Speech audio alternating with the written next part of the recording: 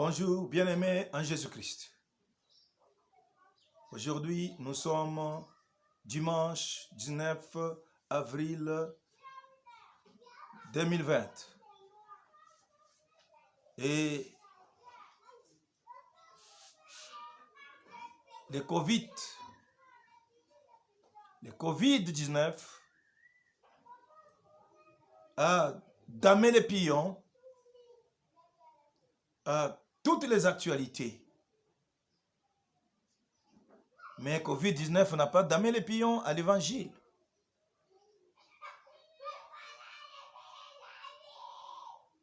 Il n'y a pas damé les pions de l'évangile.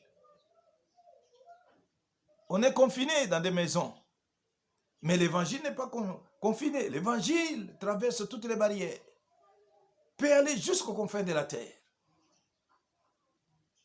Donc c'est pourquoi nous allons partager un bref message pour notre édification d'aujourd'hui. Bien-aimés, quand nous lisons la Bible, nous nous rendons compte qu'il y a beaucoup de choses que la Bible nous recommande de connaître, de savoir. Comme dans la séquence de Philippiens chapitre 3 verset 10. Là, on souligne des choses qu'il faut connaître. Plutôt trois choses.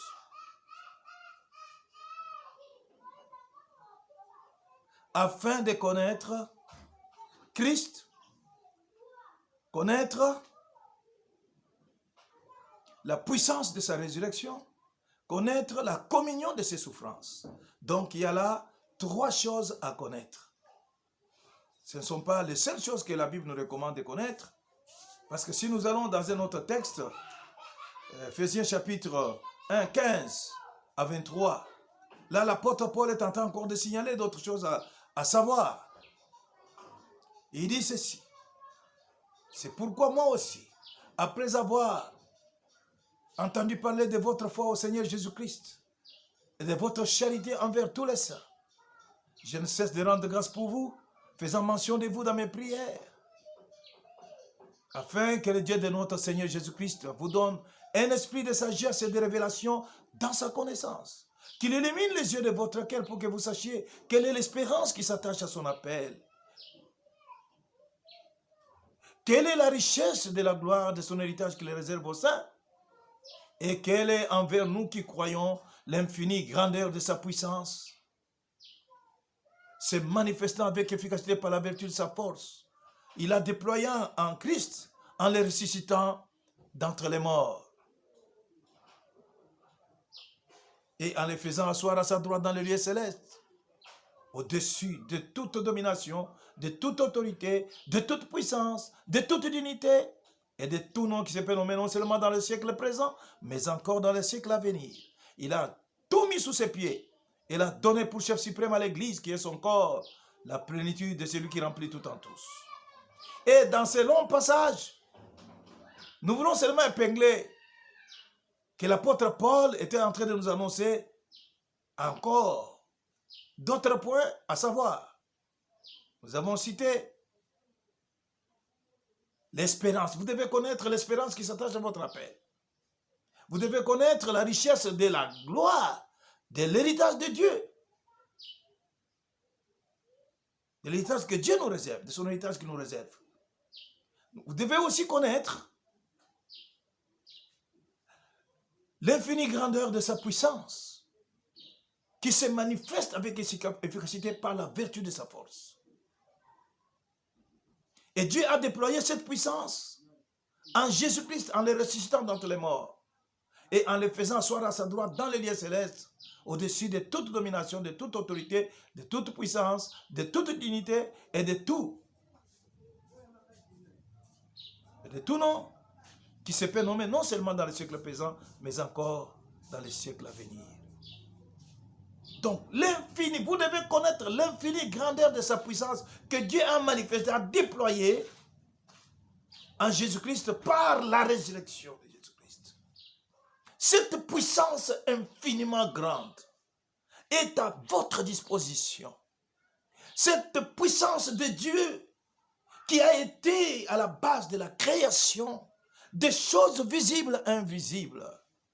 Cette puissance est à la disposition des enfants de Dieu que vous êtes. Alors, beaucoup d'enfants de Dieu connaissent Christ. Ils connaissent sa mort. Mais beaucoup ne connaissent pas la puissance de la résurrection de Jésus-Christ. Et c'est ce qui fait que beaucoup d'enfants de Dieu vivent dans des problèmes insolubles, dans des difficultés insurmontables. Et ils acceptent, ils disent, oui, c'est Dieu qui a permis. Mais je vous dis, la Bible est claire. Ce que vous lierez sur la terre est lié au ciel. Ce que vous déliez sur la terre sera délié au ciel. Vous devez connaître la puissance de la résurrection. Cette puissance peut intervenir dans n'importe quelle situation.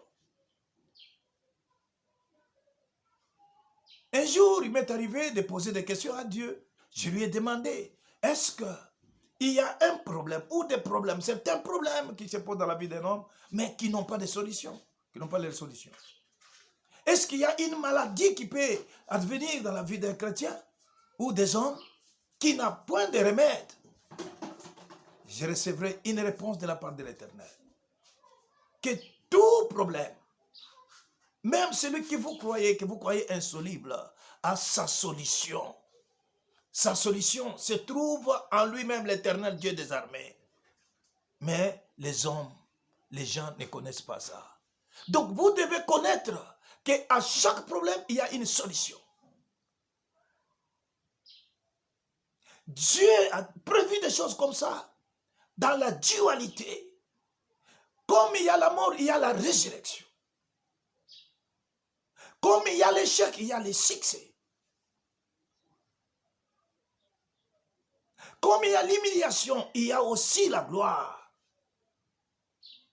Comme il y a l'abaissement, il y a aussi l'élévation. Et c'est par la connaissance de la puissance de la résurrection que vous pouvez vivre cette puissance, vivre des merveilles de Dieu. Tout est possible avec Dieu. Si je vous donne mes témoignages, c'est terrible. Parfois, je dis, Seigneur, tu es merveilleux. Il m'est arrivé de tomber dans une rivière. Je n'ai jamais su nager. Je suis tombé dans une rivière. Je suis allé emporté par le courant de la rivière. Une grande rivière. Et j'étais emporté par le courant. Je suis parti. Et les gens ont crié. L'enfant est mort, l'enfant est mort, l'enfant est mort. Il est noyé. Tout le monde a quitté la rivière et est resté sur les rives. On a regardé. Mais moi, sous l'eau, j'ai entendu une voix. Une petite voix. Comme si elle parlait au-dedans de moi. Elle me dit, bouche les narines. J'ai bouché les narines de la main gauche. Lève la main. Et j'ai levé la main droite. J'ai coulé. Je n'étais pas au lit de la rivière. Je n'étais pas au-dessus. J'étais entre les eaux. Et j'ai coulé. J'ai fait une distance même, on peut vous dire même de 5 km. Mais le courant était très, très fort aussi. Sous l'eau. Quand les gens criaient au dehors, j'entendais tout ce qu'ils disaient. Sous l'eau. Mais j'étais comme un poisson dans l'eau. Et quelque part, il y avait une chute d'eau. Et c'est là où mes pieds vont taper sur le lit de la rivière et je suis remonté à la surface. Ils ont vu la main qui est ressortie. Les plongeurs ont plongé. Ils m'ont soustrait des eaux. Je n'ai pas bu une seule goutte d'eau. La nouvelle était déjà arrivée à la maison. Je suis mort par noyade. Et c'est à partir de ces choses-là que moi j'ai su que Dieu est avec nous dans ce monde. Il nous accompagne. Il est avec les siens. Bien-aimés, vous devez connaître la puissance de la résurrection. Il ne faut pas être défaitiste dans la vie. Tout est possible à celui qui croit. Si vous acceptez une situation, elle peut perdurer. Mais si vous placez votre confiance en l'Éternel, vous allez voir que cette situation-là va passer. Car rien n'est impossible à Dieu, rien n'est impossible à celui qui croit. Bien-aimé, Christ n'est pas seulement mort, mais il est aussi ressuscité. Il n'est pas mort seul, il est mort avec nous. Il est ressuscité avec nous. Nous sommes assis à la droite du Père, dans les lieux célestes, au-dessus de toute domination, toute autorité, toute puissance, toute dignité. Au-dessus de tout ce qui peut se nommer Dieu, non seulement dans le siècle présent, mais encore dans le siècle à venir. Donc, tous ces privilèges qui nous sont réservés en Jésus-Christ, nous devons nous les approprier afin que notre foi soit requinquée par les merveilles de Dieu, par la puissance de la résurrection. C'est pourquoi, toi qui as perdu ta santé, ne te décourage pas, crois au Seigneur, espère en lui. La Bible dit que quiconque place sa confiance en lui ne sera jamais confus. Bien-aimé, si tu avais tout perdu, tes avoirs, tes richesses, tes maisons, tout ça, ne te décourage pas. Quand l'ennemi vous prend 10, l'Éternel est là pour vous retourner 1000. Il ne faut pas regarder à ce qui est négatif, ce qui est parti, ce qui est perdu. Parce que la puissance de la résurrection peut ressusciter plus que nous n'avions. Parce que quand on ressuscite, nous avons une vie indescriptible, la nouveauté de vie, une vie nouvelle, une vie abondante, une vie bénie, une vie comblée, une vie de succès, une vie de réussite, une vie de victoire, une vie d'opportunité, une vie d'ouverture, une vie de faveur céleste, divine et faveur des hommes. Nous avons une vie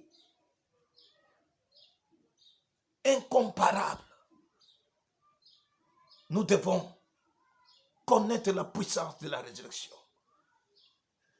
C'est pourquoi, bien-aimés, lorsque vous perdez quelque chose, tenez-vous devant le Seigneur, dites-lui, Seigneur, j'ai perdu ceci, comme nous avions perdu aussi la vie en Adam. Mais en Jésus-Christ, nous avons retrouvé la vie éternelle.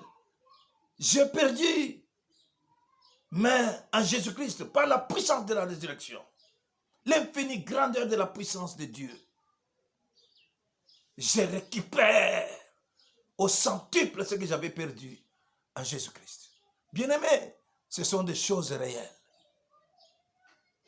C'est la vérité. C'est pourquoi, même si beaucoup de gens n'arrivent pas à comprendre les Écritures, il y a des gens qui disent qu'il y a plusieurs baptêmes. Non, il n'y a pas plusieurs baptêmes. La Bible ne reconnaît qu'un seul baptême. Un seul baptême. Dans Éphésiens, chapitre 4, verset 5, il n'y a qu'un seul Seigneur, une seule foi et un seul baptême. Quand vous n'êtes pas en Jésus-Christ, vous n'êtes pas baptisé. Le baptême, c'est seulement en Jésus. Et ce baptême-là, c'est lequel? Est-ce que c'est le baptême au nom du Père et du Fils et du Saint-Esprit? Est-ce que c'est le baptême au nom de Jésus-Christ? Est-ce que c'est le baptême par immersion, par aspersion, par tout ça? Ce n'est pas tout ça. Ce baptême-là, il est spirituel. Ce seul baptême, il est spirituel. Il ne se fait que par la foi en Jésus-Christ. lorsque vous écoutez l'évangile, l'évangile de Christ, de Jésus-Christ, vous croyez au Seigneur Jésus, qu'il est Fils de Dieu, qu'il est mort à cause de nos péchés, à cause de vos péchés. Il est ressuscité d'entre les morts. Pour votre salut et votre gloire. Vous êtes sauvés. Vous êtes baptisés. Et alors, quand vous allez maintenant à la rivière, là, c'est les symboles, pour accomplir les symboles du baptême. C'est pourquoi la Bible ne reconnaît qu'un seul baptême. En Jésus-Christ.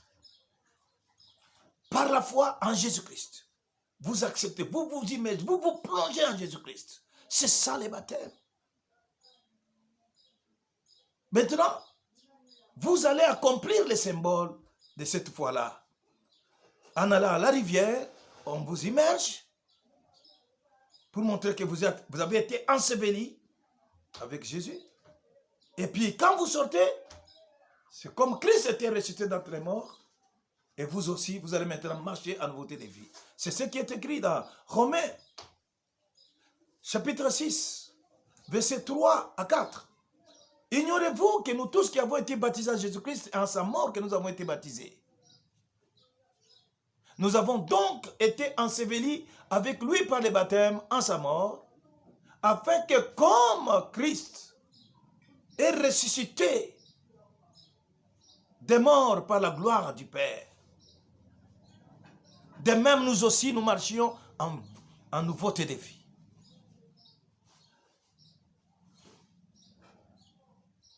Alors, si vous comprenez ces choses, chaque fois qu'il y aura un problème devant vous, une difficulté, un danger, pensez à la puissance de la résurrection. Cette puissance de la résurrection, c'est celle qui avait accompagné Paul et Silas. Ils étaient enfermés dans la prison intérieure, avec les pieds et les mains dans les ceps, attachés aux ceps. Mais, comme ils connaissaient déjà la puissance de la résurrection, ils ont commencé à louer Dieu, à l'adorer, à chanter des cantiques et à prier. Et on dit que tous les prisonniers les entendaient. Et soudain, les fondements de la prison furent ébranlés, comme par un tremblement de terre. Les chaînes furent rompues.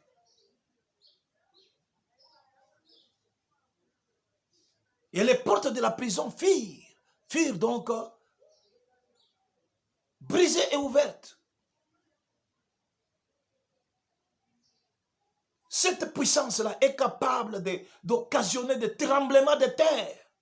Vous devez avoir cette connaissance et ne pas trembler devant des petits événements qui arrivent et qui surviennent dans votre vie. Bien-aimés, vous devez connaître la puissance de la résurrection de Jésus-Christ. Lui seul est mort et il est ressuscité. Et il est mort avec toi. Il est ressuscité avec toi. Il est monté avec toi. Il est assis à la droite de Dieu. Voilà ta position. Tu es au-dessus de toute domination, de toute autorité, de toute puissance, de toute dignité et de tout nom qui se peut nommer dans ce siècle présent, comme le coronavirus, le Covid-19. Tu es au-dessus de ça. Tu dois comprendre. Merci beaucoup pour votre attention. Que le Seigneur vous bénisse. Je vais faire une brève prière pour vous. Oh Seigneur Jésus, je te dis merci. Parce que toi seul es venu dans ce monde pour nous apporter une nouvelle vie par ta résurrection. Et maintenant, je laisse mes frères et sœurs qui ont suivi ces messages entre tes mains, pour que maintenant, à partir d'aujourd'hui, quels que soient les problèmes qui les avaient assaillis, mon Dieu, mon roi, que la puissance de ta résurrection en Jésus-Christ puisse entrer en action dans leur vie pour ressusciter leur santé, ressusciter leur maison, ressusciter leur travail, ressusciter leur projet, ressusciter leur bénédiction, ressusciter, mon Dieu, mon roi, tous ceux qui étaient perdus, mon Dieu, mon roi. Éternel, ce que tu bénis est béni pour toute l'éternité. Ce qu'ils vont récupérer à partir d'aujourd'hui ne soit plus perdu dans leur vie, mon Dieu, mon roi, mais qu'ils vivent avec cela et qu'ils contemplent ta gloire, mon Dieu, mon roi, afin que le monde sache que tu es le Dieu qui a mis à notre disposition l'infinie grandeur de ta puissance, afin que le monde sache que nous avons cru en un Dieu vivant, celui qui promet et qui réalise, celui qui parle et qui accomplit. Mon Dieu, mon roi, merci pour les œuvres et les merveilles que tu déploies maintenant dans la vie de tes enfants. Je te bénis, Seigneur, parce que toute chose est ressuscitée dans la vie de mes frères et sœurs, au nom de Jésus-Christ, notre Seigneur et Sauveur. Amen. Amen. Amen. Alléluia.